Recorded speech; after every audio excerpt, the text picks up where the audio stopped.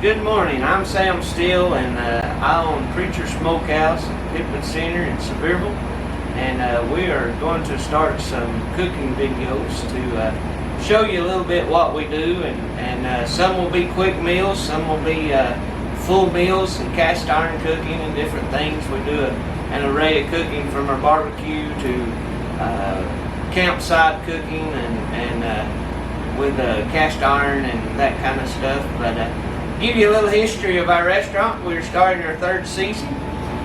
We are a barbecue smokehouse. We do all the basic barbecue things, and we started out of a whim, really. I pastor a little congregation called Spirit County Missions Church, and for years we have cooked for disasters and for working folks and just anybody that needs a meal, and we needed a little kitchen to do our free meals in, so we took a little building up here on Pittman Center Road and built a kitchen in it and started doing our meals. And people would ask the questions when we were going to open a restaurant. We never dreamed of that, but as time allowed and the Lord allowed, we opened the Smokehouse, and we've really been blessed ever since. And so this is our next step. We're just going to try to share some of our cooking tips with you. I'm not a chef by any means, self-proclaimed pit boss, I guess, but we have learned a lot of things along the way, and we just want to spend some time with you and see if we can't pass a few things along that we've learned. But we thank you for tuning in with us, and we'll be right back. 865 Axe Throwing is located at 5821 Babelay Road in Knoxville, Tennessee. Come out and show us your skills. Hello, once again, this is Sam at Preacher Smokehouse, the preacher in the smokehouse, and we're going to have a great day today. We've got a special guest with us from Knoxville, Tennessee, from Babelay Farms.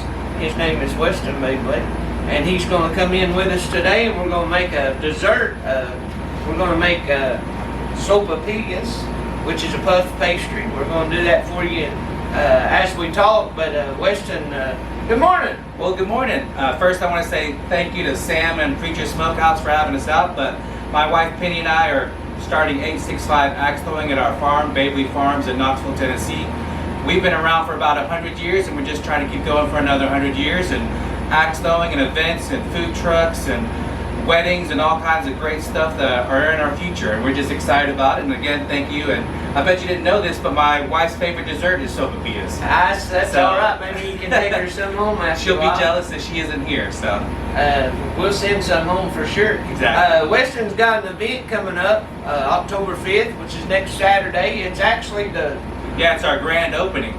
We'll have axe throwing, mums, pumpkins, all sorts of activities for kids as well.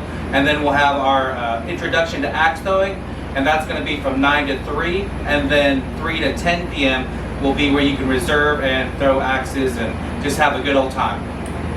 So we're going to get started with our dessert. I'm going to put Weston to work. If you'll sift that, this is 2 cups of all-purpose flour.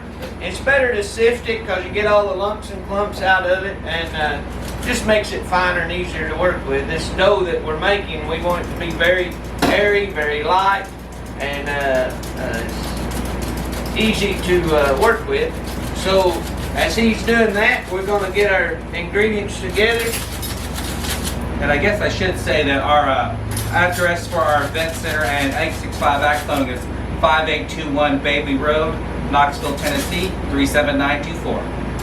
So, all right. So we're going to do a teaspoon of salt. Okay. So if you want to do, if you can see it, I can't even see it. A teaspoon of salt. Okay. I can find that. I think. Let me see. There we go.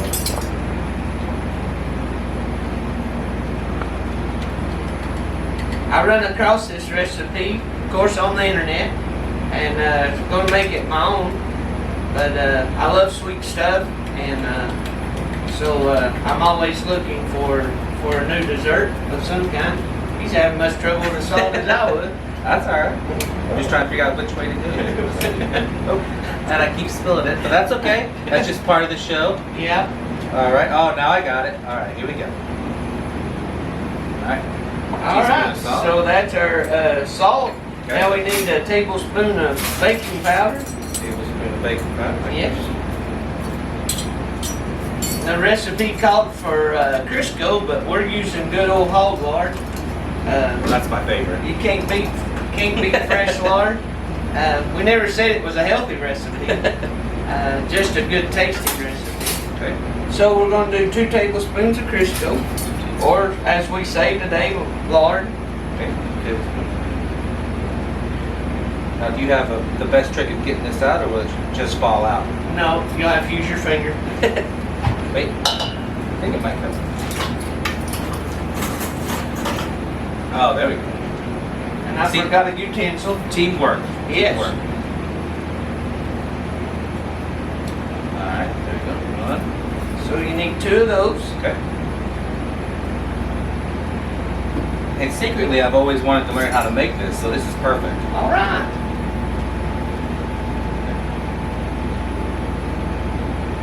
There we go. All right. Then we've got 3/4 cups of warm water. First of all, take your fork and cut the lard into the flour. Okay. And just give it a good stir and cut it all up till it's Oh, okay, broken down a little yeah, broken down Gotcha. and mixed into the flour pretty good. That way you don't end up with just a great big hunk of lard in your flour.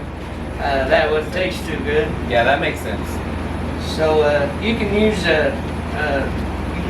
they make a pastry cutter for that you can stir it with, or Oh. use your hands, or whatever's easiest for you. No need to get fancy on us now. No, this is a smokehouse.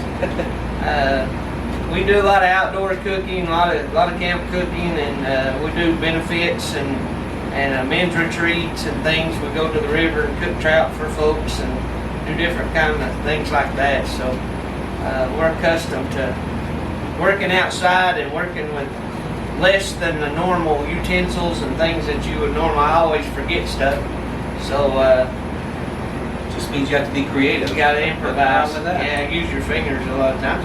That's pretty good if Right. you want to go ahead and add your water a little at a time. Okay. And then mix it up. Stir as I go. Yeah, Okay. and eventually it'll turn into a good ball of dough, and then we'll start the rest of the process. Now this is a deep fried pastry. You can use a cast iron skillet, put a couple inches of a good frying oil in the skillet. You can use a Dutch oven on top of the stove. If you're cooking outside, propane burner, just any type of heat. You want to get your oil up to about 375 because this is something that's got to fry quick to make it puff and do what it's supposed to do. And we are using just a small household deep fryer today because it's easy to get the temperature and easy to use, and less chance of me burning myself using cast iron and that kind of stuff. So you start to form it into a ball of dough there. All right. Let me go ahead and take my ring off so I don't get it all dumped up in there. Yeah. Just take it just make it into a ball. Yep. Okay. If it's a little wet, we're gonna add some more flour to it here in just a few minutes, so it'll be okay. Now you wanna, as you get this all mixed together and combine it into a ball of dough, if it is a little sticky, it's gonna be okay because we're gonna add some more flour to it as we need it. All right. So that'll dry it up just a little bit and get it ready for the next step. Now every part of this is important. If you leave a step out or you don't do it, your pastry won't puff right. It won't do what it's supposed to do. So let's get us a little more flour. We'll put it on your board there. So is it kind of forgiving on the amounts, or do you have to be pretty exact? No, it's pretty forgiving. Okay. I usually don't measure anything. Just plop her down on there. Okay. And then you can, as you need it, you can continue to work that flour into it.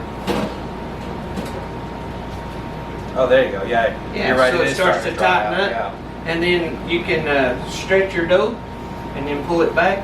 And it needs to be kneaded for about 5 minutes. You say, oh man, that's a long time, my hands are getting tired.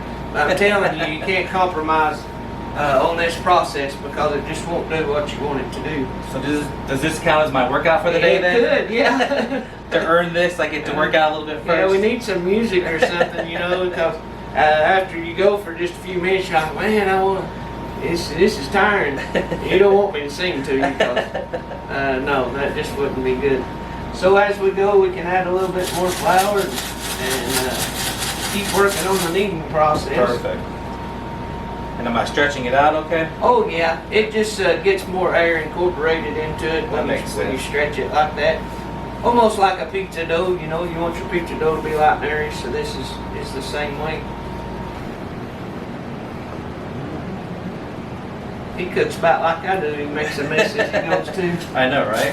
I'm usually end up wearing most of it though. That's half the fun though, is making a mess.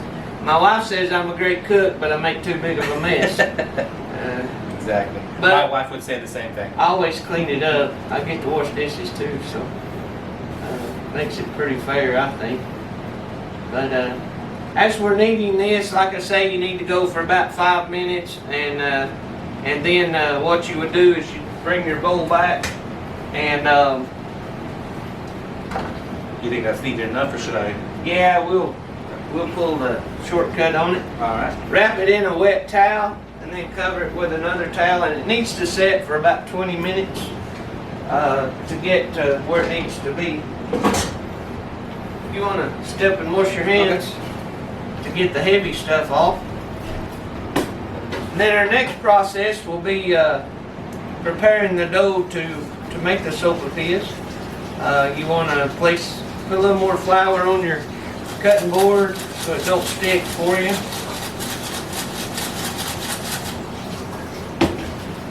And when your rising time, when your setting time has expired, about 20 minutes, you can bring your dough out and just place it on your rolling pan.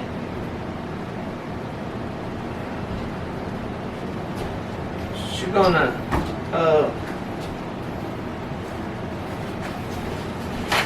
we're really prepared.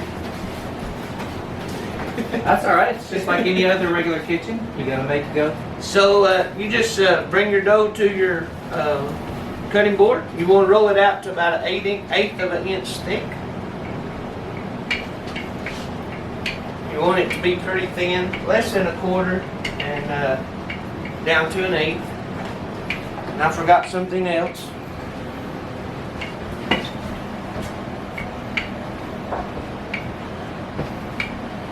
So again, we really hope that a lot of people will come out this Saturday at 865 Axe Throwing, and it's a good way to support other local food trucks and vendors and all kinds of great stuff. And another thing that we do is we provide basket weaving classes as well.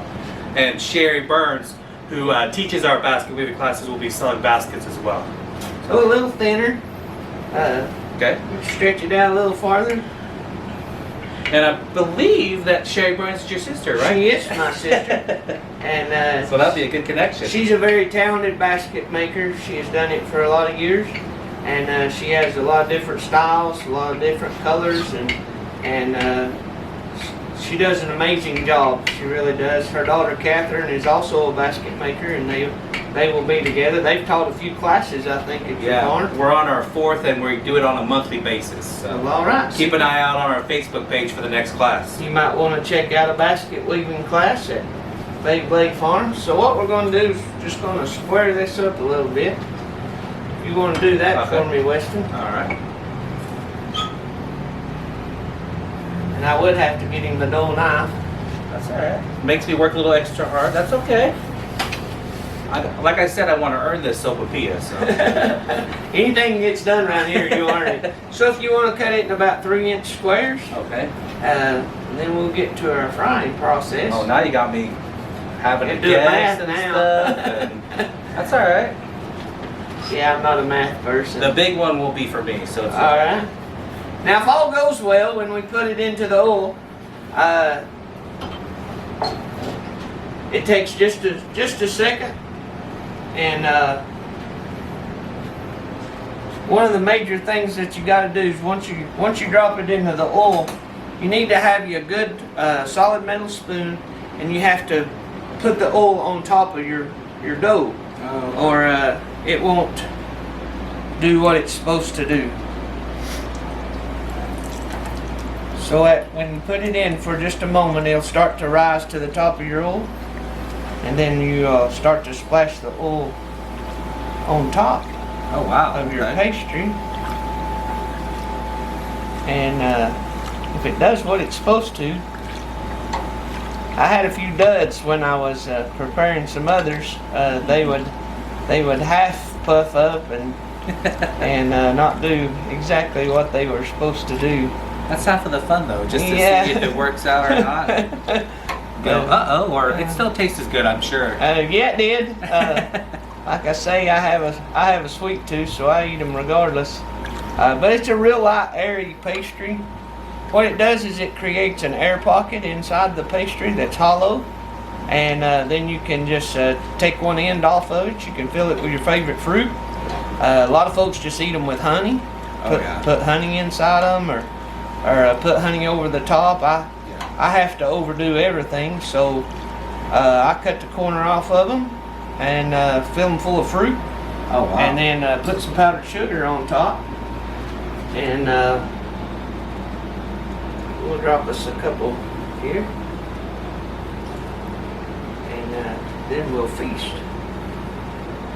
So I'm guessing you wouldn't want to put too many in there all at once, because it would drop down the temperature of the oil and it would get too crowded in there? It gets too crowded, and you can't take care of more than one or two at a time. You could probably do two, but to make them puff and react the way they're supposed to do, you have to sort of pay attention to them for a few minutes.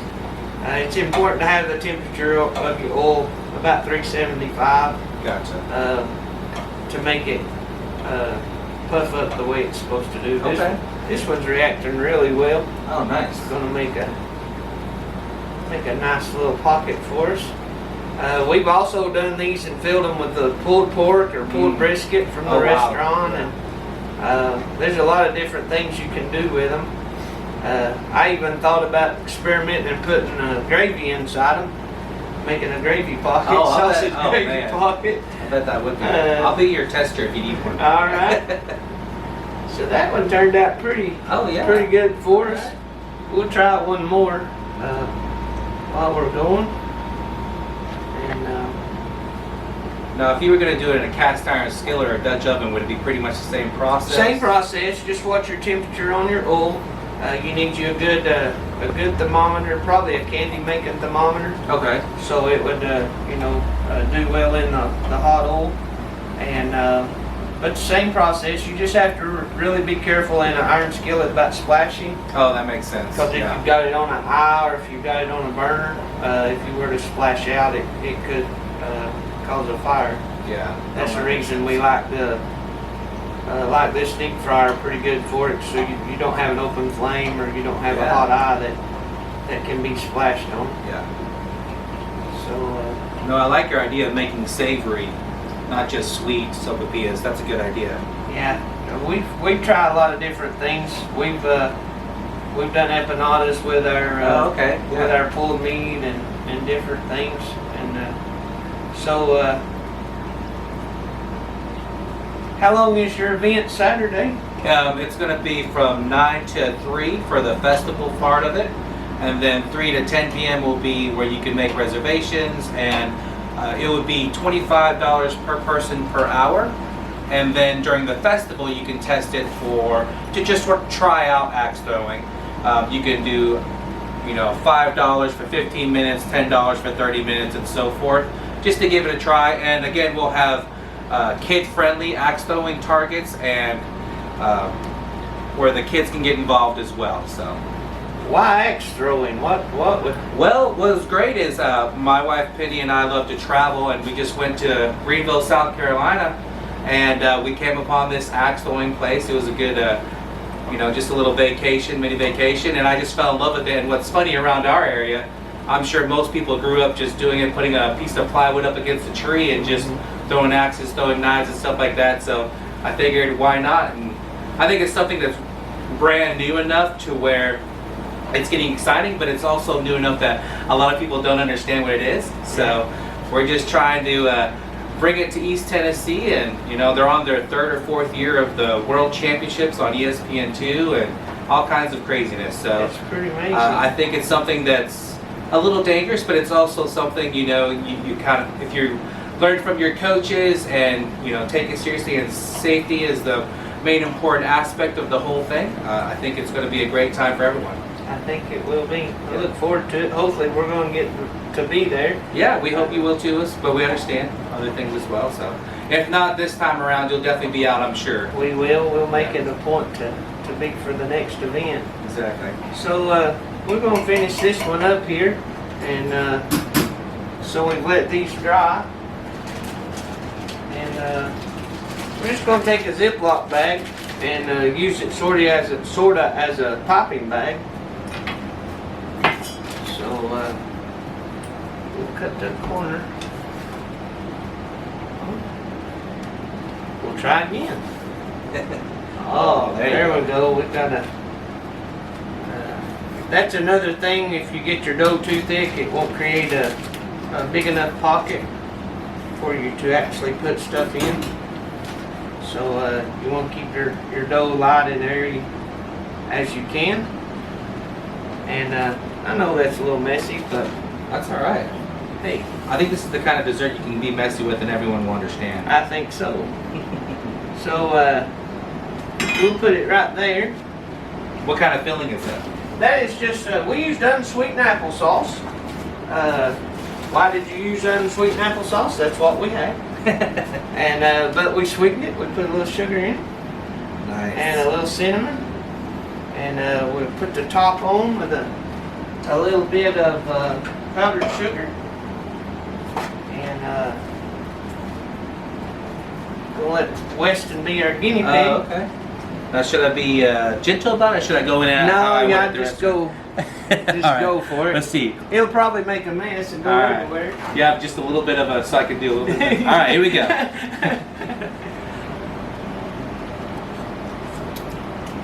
That's delicious. That is amazing. It may not be exactly what a restaurant would serve, but for home and for easy to make dessert and quick and for tasty, you're not going to be able to beat it. So are we making more, or are these all just for me? They're all for you. We'll keep frying. But we want to thank you for tuning in, and we'll thank you for watching our first episode, Cooking with a Preacher at the Smokehouse, and appreciate Weston coming out today and telling us about his event and all the things that are going on. Yeah. And don't forget, 865 Axe Throwing grand opening next Saturday, October 5th. 9 to 3 is the festival, and then 3 to 10 is just regular axe throwing, and it's at 5821 Babelay Road, Knoxville, Tennessee, 37924. we thank you for coming and being with us. Smokehouse is open Thursday, Friday, and Saturday, 2933 Pittman Center Road in Sevierville. 11 to 7 are our hours. We do specialty cooking. We do private dinners in our dining room. We'll do whole hogs for you for special occasions. You can find us on Facebook, Preacher Smokehouse. We thank you for tuning in. Have a blessed day. Thank you.